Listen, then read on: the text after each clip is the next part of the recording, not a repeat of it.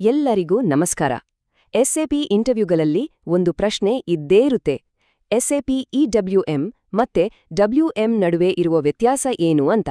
ಬನ್ನಿ, ಈ ವಿಶ್ಲೇಷಣೆಯಲ್ಲಿ ಈ ಪ್ರಶ್ನೆಗೆ ಒಂದು ಪಕ್ಕಾ ಉತ್ತರವನ್ನು ಹೇಗೆ ಕೊಡೋದು ಅಂತ ನೋಡೋಣ. ಈ ರೀತಿಯ ಟೆಕ್ನಿಕಲ್ ವಿಷಯಗಳ ಬಗ್ಗೆ ಇನ್ನಷ್ಟು ತಿಳಿದುಕೊಳ್ಬೇಕು ಅನ್ಸಿದ್ರೆ ದಯವಿಟ್ಟು ನಮ್ಮ ಚಾನೆಲ್ಗೆ ಸಬ್ಸ್ಕ್ರೈಬ್ ಮಾಡಿ. ಸರಿ, ನೇರವಾಗಿ ವಿಷಯಕ್ಕೆ ಬಂದ್ಬಿಡೋಣ. ಇಂಟರ್ವ್ಯೂನಲ್ಲಿ ನಿಮ್ಮುಂದೆ ಬರೋ ಪ್ರಶ್ನೆನೇ ಇದು. ಎಸ್ಎಪಿ ಇಡಬ್ಲ್ಯೂಎಂ ಅಂದ್ರೆ ಏನು ಮತ್ತು ಅದು ಎಸ್ಎಪಿ ಡಬ್ಲ್ಯೂಎಂಗಿಂತ ಮೂಲಭೂತವಾಗಿ ಹೇಗೆ ಭಿನ್ನವಾಗಿದೆ? ಬನ್ನಿ, ಈ ಪ್ರಶ್ನೆಗೆ ಒಂದು ಸ್ಪಷ್ಟವಾದ ಸ್ಟ್ರಕ್ಚರ್ಡ್ ಉತ್ತರವನ್ನು ಹೇಗೆ ರೂಪಿಸಬಹುದು ಅಂತ ನೋಡೋಣ. ನೋಡಿ, ಯಾವುದೇ ಒಂದು ಒಳ್ಳೆ ಉತ್ತರ ಶುರುವಾಗೋದು ಒಂದು ಗಟ್ಟಿಯಾದ ಅಡಿಪಾಯದಿಂದ.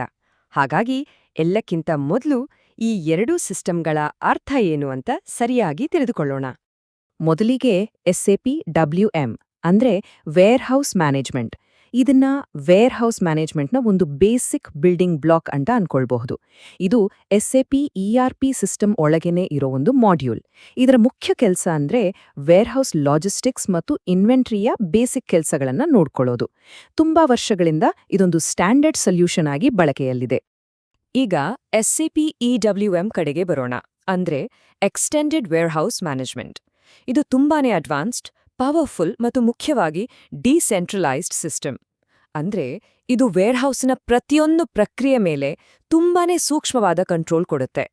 ಇದು ಕೇವಲ ಡಬ್ಲ್ಯೂಎಂನ ಒಂದು ಅಪ್ಗ್ರೇಡ್ ಅಲ್ಲ, ಅದಕ್ಕಿಂತ ಹೆಚ್ಚಾಗಿ ಇದೊಂದು ಸಂಪೂರ್ಣವಾಗಿ ಬೇರೆಯೇ ಆದ ಸುಧಾರಿತ ಸಿಸ್ಟಮ್. ಸರಿ, ಡೆಫಿನೇಷನ್ಗಳು ಈಗ ಕ್ಲಿಯರ್ ಆಯ್ತು. ಈಗ ನಮ್ಮ ಉತ್ತರದ ಹೃದಯ ಭಾಗಕ್ಕೆ ಬರೋಣ. ಅದೇನಂದ್ರೆ ಇಡಬ್ಲ್ಯೂಎಂ ಅನ್ನು ಡಬ್ಲ್ಯೂಎಂಗಿಂತ ನಿಜವಾಗಿಯೂ ಪವರ್ಫುಲ್ ಮಾಡುವ ಆ ಪ್ರಮುಖ ಸಾಮರ್ಥ್ಯಗಳು ಯಾವುವು? ಈ 3 ಪಾಯಿಂಟ್ಗಳು ಇಡಬ್ಲ್ಯೂಎಂನ ಅಸಲಿ ಶಕ್ತಿಯನ್ನು ತೋರಿಸುತ್ತೆ. ಮೊದಲನೇದಾಗಿ, ಡಬ್ಲ್ಯೂಎಂ ಸೆಂಟ್ರಲೈಸ್ಡ್, ಆದರೆ ಇಡಬ್ಲ್ಯೂಎಂ ಡಿಸೆಂಟ್ರಲೈಸ್ಡ್. ಇದರ ದೊಡ್ಡ ಅಡ್ವಾಂಟೇಜ್ ಏನಂದ್ರೆ ಇಡಬ್ಲ್ಯೂಎಂ ತನ್ನದೇ ಸರ್ವರ್ನಲ್ಲಿ ರನ್ ಆಗ್ಬಲ್ಲದು. ಹಾಗಾಗಿ ಇಆರ್ಪಿ ಸಿಸ್ಟಮ್ ಮೇಲೆ ಲೋಡ್ ಬೀಳೋದಿಲ್ಲ, ಸಿಸ್ಟಮ್ ಸ್ಲೋ ಆಗಲ್ಲ. ಎರಡನೇದಾಗಿ, ಡಬ್ಲ್ಯೂಎಂ ಬೇಸಿಕ್ ಪ್ರಾಸೆಸ್ಗಳಿಗೆ ಮಾತ್ರ ಸೀಮಿತ. ಆದರೆ ಇಡಬ್ಲ್ಯೂಎಂ ಅನ್ನು ದೊಡ್ಡ ಕಾಂಪ್ಲೆಕ್ಸ್ ಆಪರೇಷನ್ಗಳಿಗಾಗಿಯೇ ಡಿಸೈನ್ ಮಾಡಲಾಗಿದೆ. ಕೊನೆಗೆ, ಸಪ್ಲೈ ಚೈನ್ನ ಬೇರೆ ಬೇರೆ ಸಿಸ್ಟಮ್ಗಳ ಜೊತೆ ಇಡಬ್ಲ್ಯೂಎಂನ ಇಂಟಿಗ್ರೇಷನ್ ತುಂಬಾನೇ ಸ್ಟ್ರಾಂಗ್ ಮತ್ತು ಸುಲಭ. ಇಲ್ಲಿರೋ ಲಿಸ್ಟ್ ಇಡಬ್ಲ್ಯೂಎಂ ಯಾಕೆ ಸ್ಪೆಷಲ್ ಅನ್ನೋದಕ್ಕೆ ಕೆಲವು ಉದಾಹರಣೆಗಳು ನೋಡಿ. ವೇವ್ ಮ್ಯಾನೇಜ್ಮೆಂಟ್ ಅಂದ್ರೆ ನೂರಾರು ಆರ್ಡರ್ಗಳನ್ನ ಒಟ್ಟುಗೂಡಿಸಿ ಅದನ್ನ ಪಿಕ್ ಮಾಡಕ್ಕೆ ಒಂದು ಸ್ಮಾರ್ಟ್ ಪ್ಲಾನ್ ಮಾಡೋದು. ಲೇಬರ್ ಮ್ಯಾನೇಜ್ಮೆಂಟ್ ಮೂಲಕ ಯಾರು ಎಷ್ಟು ಕೆಲಸ ಮಾಡ್ತಿದ್ದಾರೆ, ಅವರ ಎಫಿಷಿಯನ್ಸಿ ಹೇಗಿದೆ ಅಂತ ಟ್ರ್ಯಾಕ್ ಮಾಡಬಹುದು. ಆಮೇಲೆ ಯಾರ್ಡ್ ಮ್ಯಾನೇಜ್ಮೆಂಟ್ ಅಂದ್ರೆ ವೇರ್ಹೌಸ್ ಕಂಪೌಂಡ್ಗೆ ಬರುವ ಹೋಗುವ ಟ್ರಕ್ಗಳ ಮೇಲೆ ಪೂರ್ತಿ ಕಂಟ್ರೋಲ್ ಇಟ್ಕೊಳ್ಳೋದು. ಈ ಎಲ್ಲ ಅಡ್ವಾನ್ಸ್ಡ್ ಕೆಲಸಗಳು ಇಡಬ್ಲ್ಯೂಎಂನಲ್ಲಿ ಸುಲಭವಾಗಿ ಸಾಧ್ಯವಾಗೋದಿಲ್ಲ. ಇಡಬ್ಲ್ಯೂಎಂ ಕೊಡುವ ಮತ್ತೊಂದು ದೊಡ್ಡ ಲಾಭ ಅಂದ್ರೆ ವೇರ್ಹೌಸ್ನ ಸ್ಟ್ರಕ್ಚರ್ ಮೇಲೆ ಸಿಗುವ ಹೆಚ್ಚು ಸೂಕ್ಷ್ಮವಾದ ಅಂದ್ರೆ ಗ್ರ್ಯಾನ್ಯುಲರ್ ಕಂಟ್ರೋಲ್. ಬರೀ ಪ್ರಾಸೆಸ್ ಅಷ್ಟೇ ಅಲ್ಲ, ಇಡಬ್ಲ್ಯೂಎಂ ವೇರ್ಹೌಸ್ನ ಫಿಸಿಕಲ್ ಸ್ಟ್ರಕ್ಚರ್ ಮೇಲೂ ಕೂಡ ಹೆಚ್ಚು ಕಂಟ್ರೋಲ್ ಕೊಡುತ್ತೆ. ಡಬ್ಲ್ಯೂಎಂನಲ್ಲಿ ಸ್ಟೋರೇಜ್ ಬಿನ್ಗಳು ತುಂಬಾ ಸಿಂಪಲ್ ಆಗಿರುತ್ತೆ, ಆದರೆ ಇಡಬ್ಲ್ಯೂಎಂನಲ್ಲಿ ನಾವು ಬಿನ್ ಟೈಪ್ಸ್, ಬಿನ್ ಸೆಕ್ಷನ್ಸ್ ಮತ್ತು ಆಕ್ಟಿವಿಟಿ ಏರಿಯಾಸ್ನಂಥ ಕಾನ್ಸೆಪ್ಟ್ ಬಳಸಬಹುದು. ಉದಾಹರಣೆಗೆ, ಒಂದು ಜಾಗವನ್ನು ಕೇವಲ ಪಿಕ್ಕಿಂಗ್ಗೆ ಅಂತ, ಇನ್ನೊಂದು ಜಾಗವನ್ನು ಪ್ಯಾಕಿಂಗ್ಗೆ ಅಂತ ಆಕ್ಟಿವಿಟಿ ಏರಿಯಾಗಿ ಡಿಫೈನ್ ಮಾಡಬಹುದು. ಇದರಿಂದ ಎಫಿಷಿಯನ್ಸಿ ಹೆಚ್ಚಾಗುತ್ತೆ.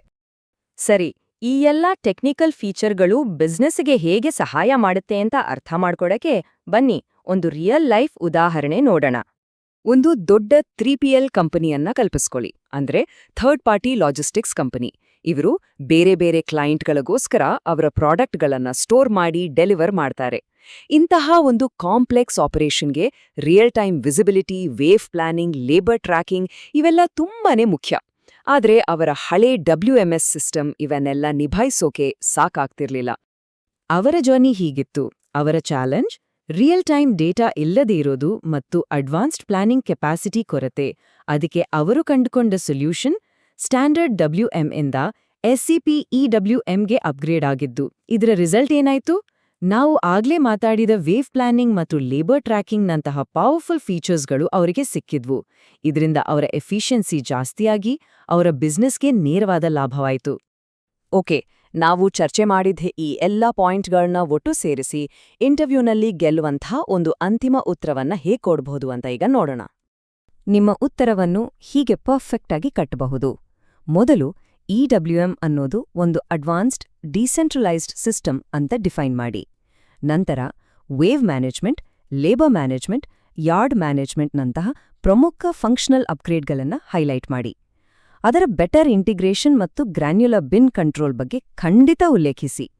ಕೊನೆಯದಾಗಿ 3PL ಕಂಪನಿಯ ಉದಾಹರಣೆ ಕೊಟ್ಟು ಈ ಫೀಚರ್ಗಳು ಬಿಸ್ನೆಸ್ಗೆ ಹೇಗೆ ನಿಜವಾಗಿಯೂ ಉಪಯೋಗಕ್ಕೆ ಬರುತ್ತೆ ಅಂತ ವಿವರಿಸಿ. ಇದು ನಿಮ್ಮ ಉತ್ತರಕ್ಕೆ ಇನ್ನಷ್ಟು ತೂಕ ಕೊಡುತ್ತೆ. ಹಾಗಾದ್ರೆ ಈ ಎರಡರ ನಡುವಿನ ವ್ಯತ್ಯಾಸ ತಿಳಿದುಕೊಳ್ಳೋದು ಮುಖ್ಯನೇ. ಆದ್ರೆ ನಿಜವಾದ ಪ್ರಶ್ನೆ ಬೇರೆನೇ ಇದೆ. EWMನ ಈ ಸಾಮರ್ಥ್ಯಗಳನ್ನು ಬಳಸಿ ನೀವು ಮೊದಲು ಯಾವ ಬಿಸ್ನೆಸ್ ಸಮಸ್ಯೆಯನ್ನು ಬಗೆಹರಿಸಲು ಇಷ್ಟಪಡ್ತೀರಿ? ನಿಮ್ಮ ಅನಿಸಿಕೆಯನ್ನು ಕಾಮೆಂಟ್ಸ್ನಲ್ಲಿ ತಿಳಿಸಿ.